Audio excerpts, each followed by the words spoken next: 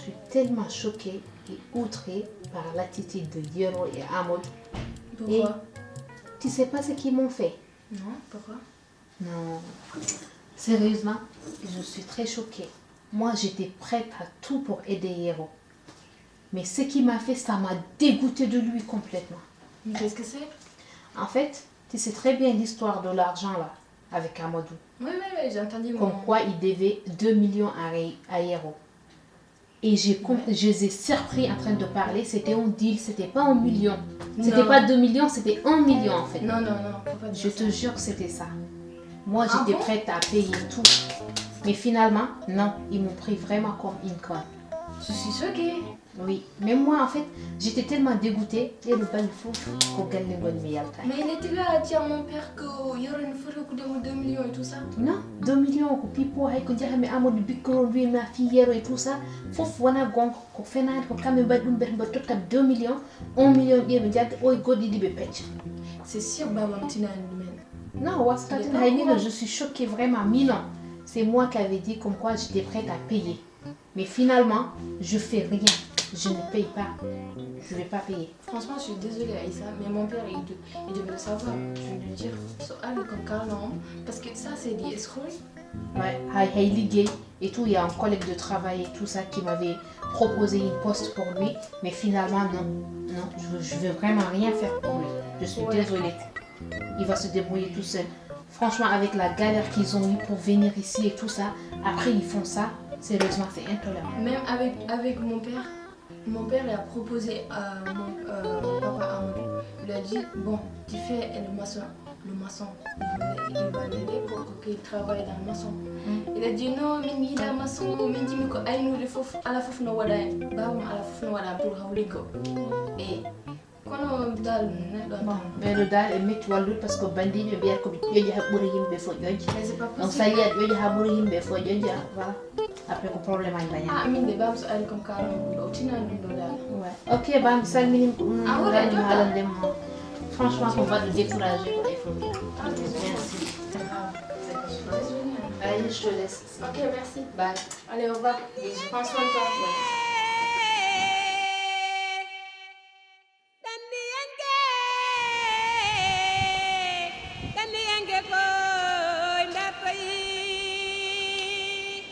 Yeah, I'm Joe.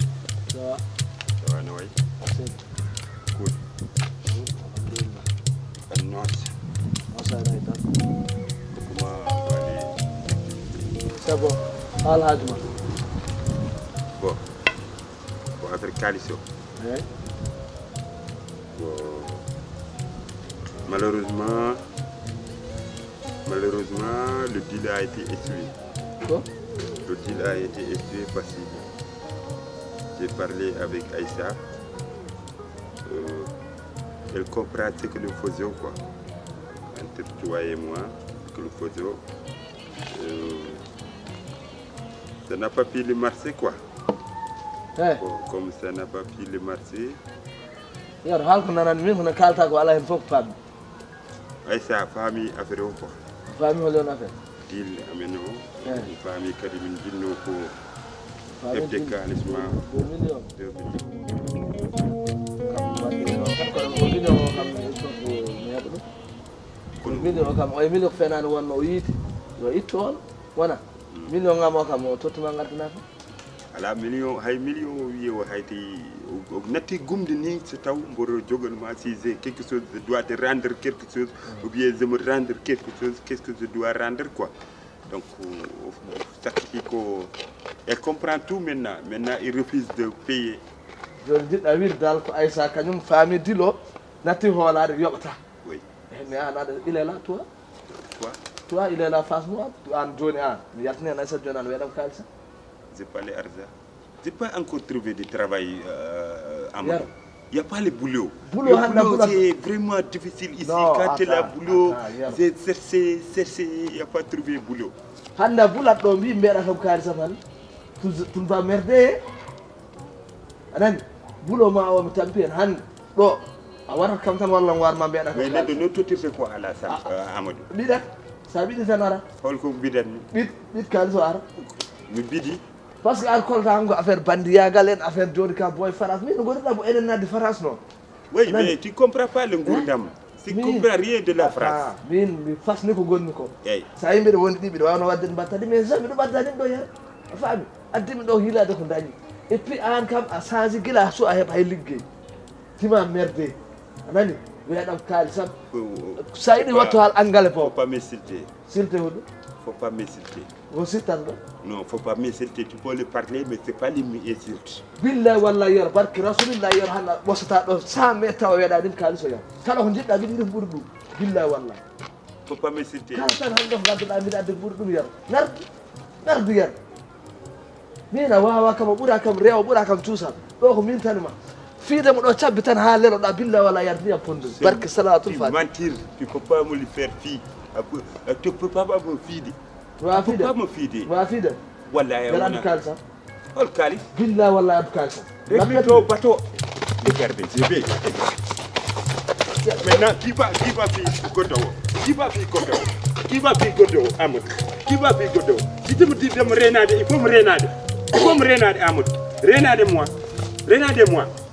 kollata juuɗe juuɗe ala renade-moi kollata juuɗe juuɗe hein andi aɗen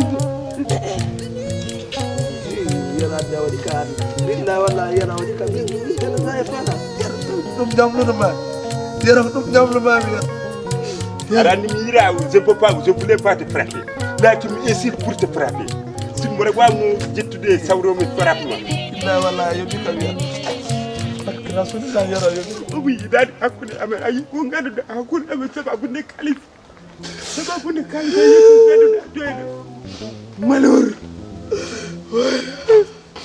malheur yero waɗi kam min mbaɗɗa yen jaye doole yen minda yero waɗi kam jaye doole yero waɗi kam jaye doole yero France surtout ko Espagne sa wonno ni Espagne arata nder je yero yejjitini jeermi nayam mbiya yero yejjitini jeermi nayde billahi wallahi mbiɗa tottuma kalisi yan yero jabbima leñol yen wona min jampiɗa ɗon billahi wallahi ko leñol ngol jampiɗa c'est le problème de argent tu peux me croire que c'est le problème de argent si je peux pas le problème de argent je vais te donner mon argent mais tu me fais de bousculation on a fait un deal le deal s'est foiré on a pas cherché l'autre problème pour la sortir la sorti quoi rien du tout toi timo doon affaire doole ka je ɗum gueɗe doole yan barke salatul fatiha yeyi kam doole nder France mais on verra yero billahi wallahi yero on verra c'est revanche moi quelques jours ti donne quelques jours de revanche saluji nan ɗo mbaɓe nat tawi kono noon fima ha cekka mon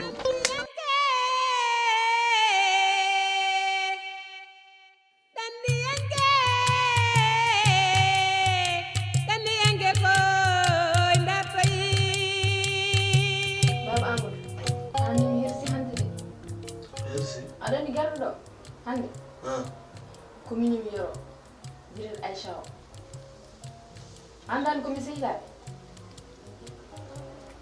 oɗo hande o hani kam kalko mbaɗɗon ana yoro wonde plan mbaɗɗono mbiɗa ko 2 millions yero hokkatama te kanko miji yobde ɗum foof ɗumen yiwde Baba Amadou min kam kala no wawi wawi gonga min mi hersi kono mi hersani 100% anani saabu min ala ko mbanmi nde mi tigi kalisa so woodi wadde deal walla tiriyagal ko mini ko waɗimo ɗum ma wonamni yero waɗimo ɗum min witan yo waɗan ɗum appuyé est ce que min ala ko mbaɗmi hen min kadi million kam billahi wallahi mbiɗa rewamo million yero watte hen million goɗɗo wiyo mi 2 millions pour mi waɗa ɗum waɗa ko joguiti kono min kay ala ko kersanmi hen ala ko mbaɗi walla wona nan min jewtidi o andini kam onon ɗiɗi fof jiɗɗon ko waddemo triyagal si nono wi kam o waɗi moon surprise oɗon kaala mbiya ko deal woni ɗon joni kanko o wawa hoolade sah o yobma million o wi hay kalis goto hokkata te ɗum sinani est ce que ne siromo rewma million an mino la ilaha illallah billahi wallahi mbima barke rasulillah e hakkude kosame lacciri wallahi gonanma ɗinguelam billahi wallahi yer mi jogini kam million te aysat foti yoɓ million o kañum wino kañum yoɓat ha baba Amadou waɗi compliqué joni ko jiɗɗa wiide o yoɓata kalis par ce que à la preuve on puntimo goo joni ɗimmum kadi tiɓɗam waynade min puntimo ko 2 millions o yer funtimo woto wino min puntimo ni yar funti bu 2 millions mais 1 million kay wodi ko kalsa min je yo ba ha ala garantie de kanka mo wi ko yoɓata te o sikkan sohla ɗum wona haala ɗum wona haala billahi wallahi yoɓat kam noon baba barke rasulullah so billahi wallahi so yoɓay ɗum hikka jiɗoɗo ƴakka hen ma jafɗo on cona o mbiya mi uddotoyim andam noon dal ko quoi hakkude pourquoi yaro min toujours yaron waɗami trompé toujours yaron waɗami trompé ha ha yaro waɗami trompé ami laawa kadi nanami dir goɗɗo kadi ɓeyɗo wadde mi woydu min ha elle yaro ɓuurimi wonde goɗɗo ya ilaha illallah barke rasulillah yaro sappat ɗum walla yoɓat kalis so yiɗi yomi sokke ɗo walla yaro yoɓat kam billahi wallahi yaro yoɓat kam yaro woni hol yo toujours yartimo torop toujours timo torop ha qu'est ce que c'est que ça là la manière d'être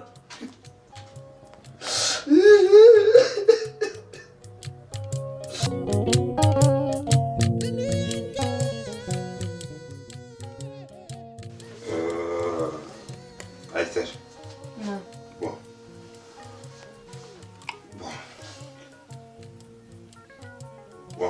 mbeɗa heeɗima de Eyi bon jinnomi ni haalandemo tan e ko fati haala ka la fois passé quoi. haala wake noon Bon haala ñande ɗo tan haala ñande ɗo quoi. ma arde ma yetto Eyi wimi haala ñande noon eyyi haalam mine oɗo ko mbaɗan kullo haalde ni mbeɗa heeɗima ko haalam mine Amadou o affaire kalis o. histoire ma an Amadou eyyi Bon jinnomi wiidem tan yaaf ma taw aɗa anndi hakkille kam mawɗo ne hocca ɗum ko mesalal hakkilere mbi hakkille ko mesalal mawɗo ne hocca ɗum cukalel kadi ne hocca ɗum ma taw min mi yiilimi mesalal ngal mi hoccani an hocci ɗum jinnomi wiidema tan yaafo je suis désolé ñanden ko mbanmi ko c'est pas les logique namdade kalis ete fonmi ko walliddemo e banggue ko fate Afrique o je me suis ko badde désolé quoi a badde désolé jinni tan ko jaafoɗa kam mi jogananimo 2 millions ko 1 million jogonmomi Amadou noon haalni kam wi yomi wattu hen 1 million comme ça après min e makko min fecca ɗum mi miiji noon ni wona haala neɗɗo par ce que wona kalis mawni ko kalis miñam yero 1 million euro 2 million euro min o kalis o joni natti wonde haajam hayso ko mbuudu rewdirton noon wona haajam natti wonde haajam kono affaire probléme o min mi jagganani guila nden gasnumi e haala ka kono kam ko 1 million nde wondirton walla ko buɗɗiɗi walla ko mbuudu min ɗum wona haajam de ɗum ko hakkude moɗon on wiitu nawrani kam de mi yalti kaɗon haala haalaɓe guila nden yafande noon mi jagganani ka grand frère am wani mi jaggananima haydara ɗum kam sa leeli mbaɗa wayda anade kono batte kalis to kam mi yiiɗa nande haydara anani eyi ko ɗum woni ko mbattantumami hen eyi so tawi banggue désolé noon ka woni désolé uddit hakkille ma o so gongol ari ganda wonanma leçon de vie min kay mi jetti ɗum leçon vie so taw ko haalde gon mi jetti ɗum leçon vie e woni sehilma goto kadi o ari omone saloto kanko ari jawdemo min mbiyami ƴewammo joni ala probléme aɗa wawi yaltude mbaɗa naati jaram na waɗi kam pardonné eyi mi waɗimi pardonné mi yaafima kono kalis o kam wota haala hen haydara anani omon ni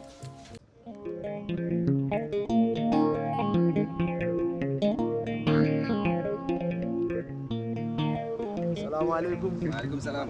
Sen mawɗo alhamdulillah. Jaɓɗanni? ya dañja ka fullude Kom pullo kay yawde. Barikalla. min de gueɗe jimami tan keptini ɗiƴam pullum ɗam Komi halpulaar ni. mbaɗɗa e tamte Mawɗum alhamdulillah. tan kay Jamolema. alhamdulillah Mawɗum ni. minen de wonno komin hesɓe wuuro he Eyyi. min jaltat tan saafa beela min jiya ɓiɓɓe fulɓe hono amin Ma rawde ko noon. wallahi kadi aɗa andi min natir leydi ndi ko natgol musgo Aha. saabu minen min garani e avion min gari koye laaɗe ɗe Ɗaade laaɗe tan Sénégal Espagne ono dewɗon bakkili. wallahi min dañi caɗele no fewi bo par ce que haylana min ka waɗi maayo Ko mbiɗa ko? wallahi mata kam minen ko kala mo gaynani Yahara. mayata Yahara. kono minen kay taw min ɗamdinima koye amin Ene woodi kay. wallahi Ene woodi kay. kono noon Aha. sinno hanki wonno han Ah. wallahi barataga Ko mbiɗa noon? mbirumi noon Ah. minen nde min ngoni Sénégal Eeyi. min jiyat tan ko wertel limon ko nello toon ko Wesriñol. eyyi ko wurti wuurede taw hoɗon nelde min cikki noon ga sa ari tan a heewi kaalis min cikkatno boom hay to ko weccetteɗo weɗoto tan e kocca gila min gari ɗo wona liggey wona hay mbuuɗ kadi hay goɗɗo ala goɗɗo o haali Ah. billahi wala Kaw. Ay ndi. Mm. Faris. Woni mayro gueɗe tati. Métro. Bulo. Doddo. koɗe bulo kadi Bulo woni liggey. eyyi Doddo woni ɗoygol. Métro woni tereŋaji. doga tan Dogdo tan. Ɗum tan woni leydi. wadde de kam an sinno hannde wonno hanki Ah. wallahi ko koltam ɗe ɗe jeeɗi sappo e jeeɗiɗi holsere jeeɗi hitande won walla duuɓi ɗiɗi somi rewi hen hannde ko sawru nayyi dañatno wallahi ne sino On tinde noon tan? andude wonno adoto Allah mi seedi marta ga de sonni kam caɗele mawɗe mi yeehi jawdam mi ari nani mbiɗomi ɗo waɗa ko mbiyata somowo Ndeysan. mbeɗa somowo ɗo no feewi to liggaki ɓesgam nana yakore am cikkata ko mi hotti taw hay mbuɗumi ala A heɓi kayitaji malla ala kayitaji? annene mo heɓani liggey holno heɓirta kayit Kono kadi a wawa liggade taw wala kayit il faut keɓa kayit nden mbawa liggade. a addi caɗele goɗɗe kadi ɗo joni min hay carton sukar rewaɗen wona identité wona passeport wona e dan ndemi koye laaɗe joni ɗum holno keɓirani kayita Musidɗo.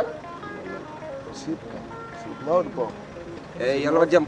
amin gar Jarama. an a heeɓi kayitaji de Eyyi mi heeɓi. machallah bara Jarama. a waɗ neldami duwaw Yo Allah wat jaam. amin